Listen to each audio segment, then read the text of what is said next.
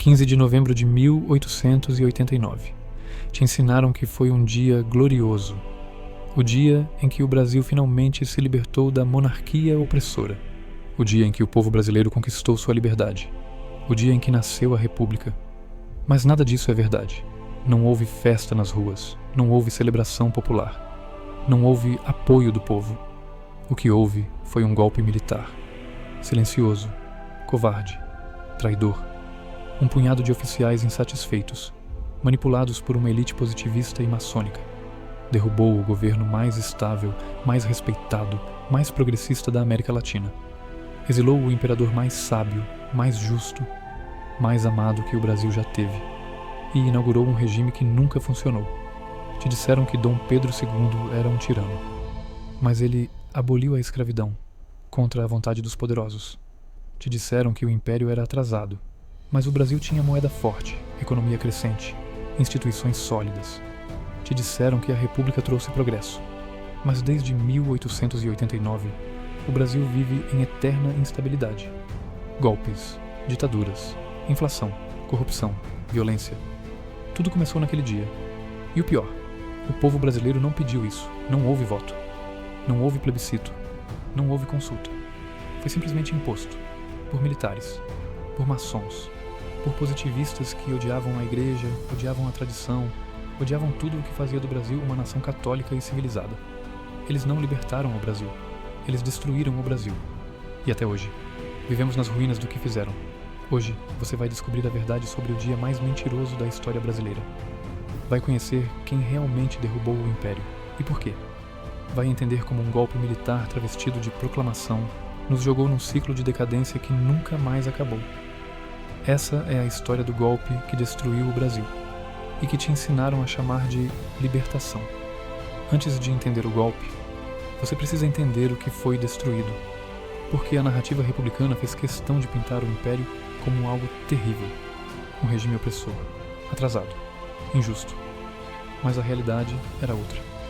Dom Pedro II, o imperador filósofo Pedro II, assumiu o trono aos 14 anos, mas não era um menino mimado.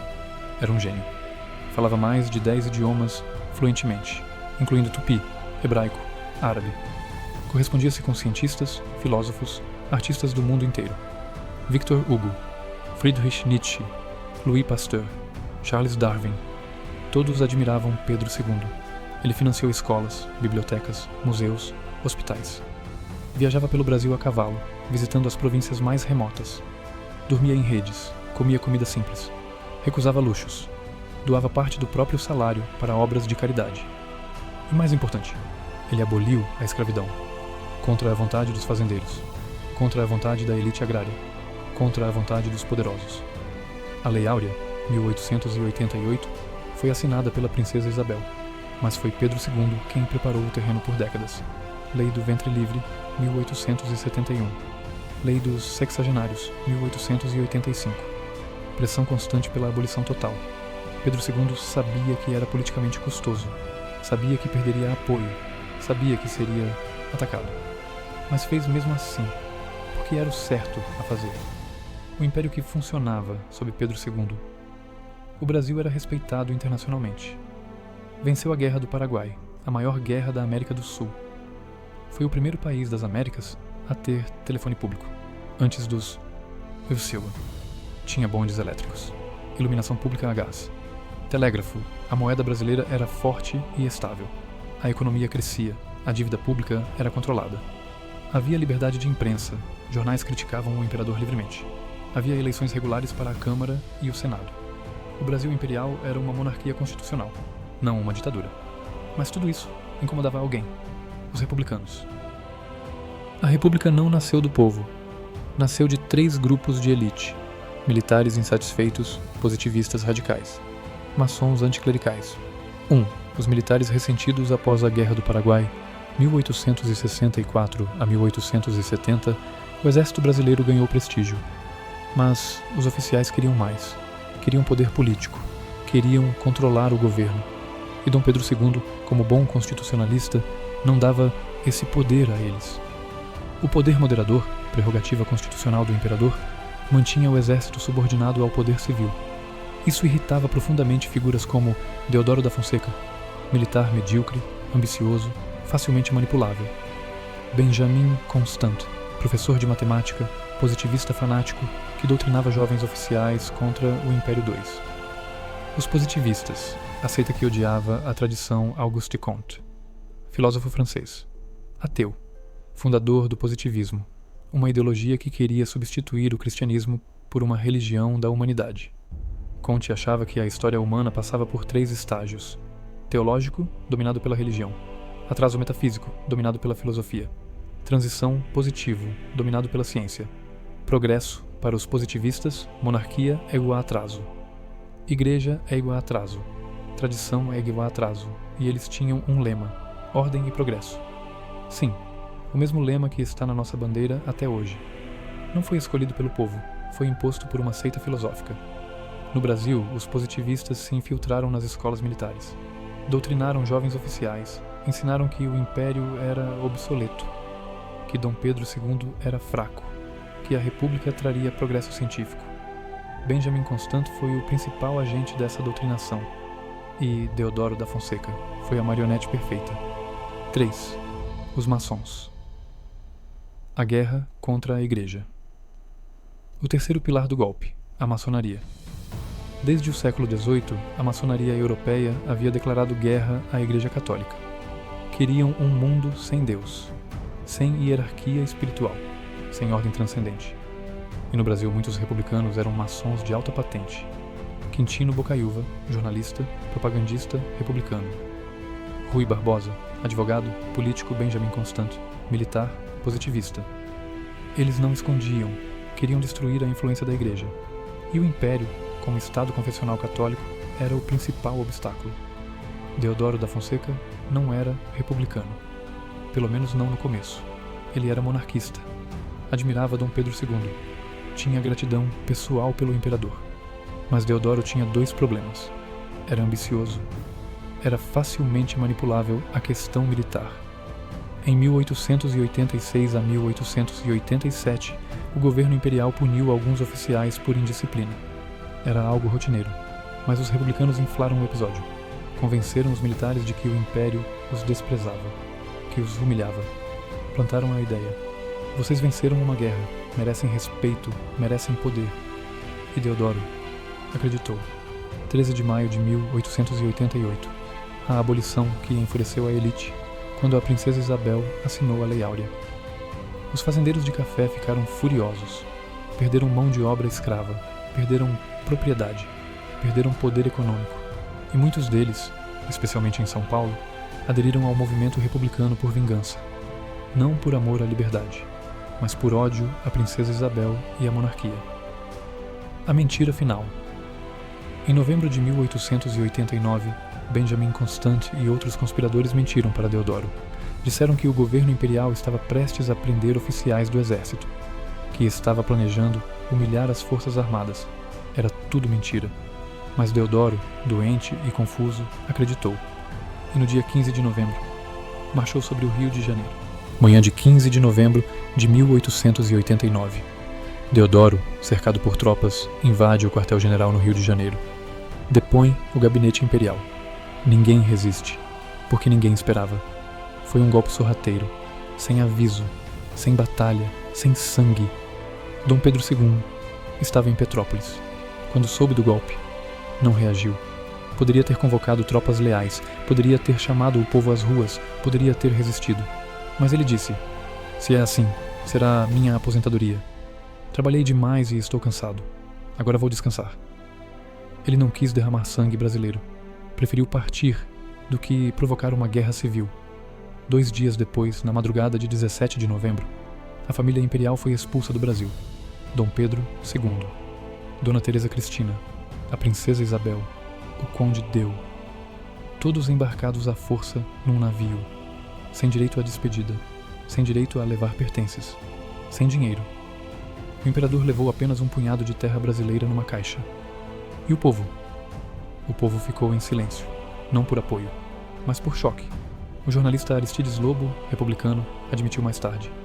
O povo assistiu bestializado à proclamação da República. Bestializado, ou seja, atônito. sem entender, sem participar. Não houve festa popular, não houve alegria, não houve apoio. O golpe foi imposto de cima para baixo. Dom Pedro II morreu em 5 de dezembro de 1891, 2 anos após o exílio, em Paris, sozinho, pobre, longe da pátria que amava. Seus últimos pertences? Poucos e livres, roupas simples. Ele que foi imperador do país mais rico da América Latina. Não tinha dinheiro nem para pagar o próprio enterro. Amigos tiveram que fazer uma vaquinha. Mas antes de morrer, Pedro II deixou uma carta-testamento.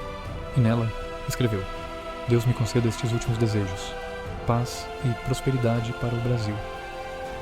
Mesmo traído, mesmo exilado, mesmo destruído, ele ainda amava o Brasil. E sabe o que os republicanos fizeram? Proibiram que o corpo dele voltasse ao Brasil. Proibiram que o povo prestasse homenagens. Só em 1921, 30 anos depois, é que os restos mortais de Dom Pedro II foram trazidos de volta.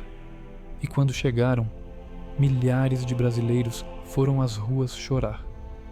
Porque o povo nunca quis aquele golpe, nunca quis aquela república. Sempre amou o imperador. Os republicanos prometeram progresso, liberdade, modernidade. E o que entregaram? 1891, a primeira Constituição republicana. Uma cópia mal feita da Constituição americana, mas sem as instituições sólidas que os EUA tinham. Resultado?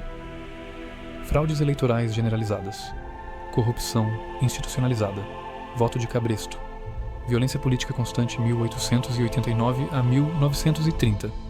A República Velha, também chamada de República do Café com Leite, porque era um revezamento de poder entre São Paulo e Minas Gerais. Oligarquia pura, nada de democracia real. 1930 a 1945. A Era Vargas. Getúlio Vargas chega ao poder, através de outro golpe militar, e instaura uma ditadura. O Estado Novo, 1937 a 1945, foi um regime autoritário, inspirado no fascismo italiano. Então, resumindo, a república que prometia liberdade gerou ditadura. 1964 a 1985. Ditadura militar mais 21 anos de regime militar. Censura, repressão, tortura. Tudo isso sob a República. 1985 a hoje. A nova República redemocratização? Sim, mas também inflação descontrolada, anos 80 e 90, corrupção endêmica, mensalão, petrolão, etc. Violência urbana recorde, educação falida, saúde pública colapsada e o pior. O Brasil perdeu sua identidade. Não sabe mais quem é, de onde veio, para onde vai. Mas o problema não foi só político, foi espiritual. Porque os republicanos não queriam apenas mudar o governo, queriam mudar a alma do Brasil. A nova bandeira, apagando a cruz. A bandeira do Império tinha a cruz da Ordem de Cristo, herança dos Templários, símbolo da fundação cristã do Brasil. Os ramos de café e tabaco, economia. A coroa imperial, unidade, continuidade, transcendência. Os republicanos apagaram tudo isso, colocaram no lugar ordem e progresso, lema positivista de Auguste Comte. Não foi o povo que escolheu, foi imposto. A bandeira brasileira atual é um símbolo positivista, de uma seita que queria destruir a igreja, destruir a tradição, destruir a fé. A destruição da educação. Os republicanos marginalizaram a educação católica. As escolas jesuítas, que educaram gerações de brasileiros, foram sendo substituídas por escolas laicas e depois marxistas. A história foi reescrita. Dom Pedro II virou o imperador fraco. A princesa Isabel virou a princesa inútil. A monarquia virou opressão. E a república virou libertação. Mentira. 15 de novembro de 1889 não foi libertação. Foi traição. Um punhado de militares ressentidos, manipulados por positivistas fanáticos e maçons anticlericais. Derrubou o governo mais estável da América Latina. Exilou o melhor imperador que o Brasil já teve. E inaugurou um regime que nunca funcionou. Desde 1889, o Brasil vive em instabilidade perpétua. Golpes, ditaduras, fraudes, corrupção, violência. E a cada geração nos dizem: agora vai melhorar. Mas nunca melhora, porque a República Brasileira nasceu de uma mentira. E tudo que nasce torto cresce torto. Hoje você vive num país que não sabe quem é, rejeita suas raízes, cospe em sua história, foi ensinado a ter vergonha de si mesmo. Mas e se eu te dissesse que não precisava ser assim? Que o Brasil já foi grande, já foi respeitado, já teve um imperador sábio, justo, amado. E que tudo isso foi sistematicamente destruído por um golpe militar covarde. Não é nostalgia, é memória. E um povo que não conhece sua história, aceita qualquer futuro que lhe for imposto. Talvez a decadência do Brasil tenha começado no dia em que esquecemos quem éramos. E talvez, só talvez, lembrar disso seja o primeiro passo para reconstruir. Compartilhe essa história. Por que apagaram ela dos livros? Por uma razão. Um povo sem memória aceita ser qualquer coisa,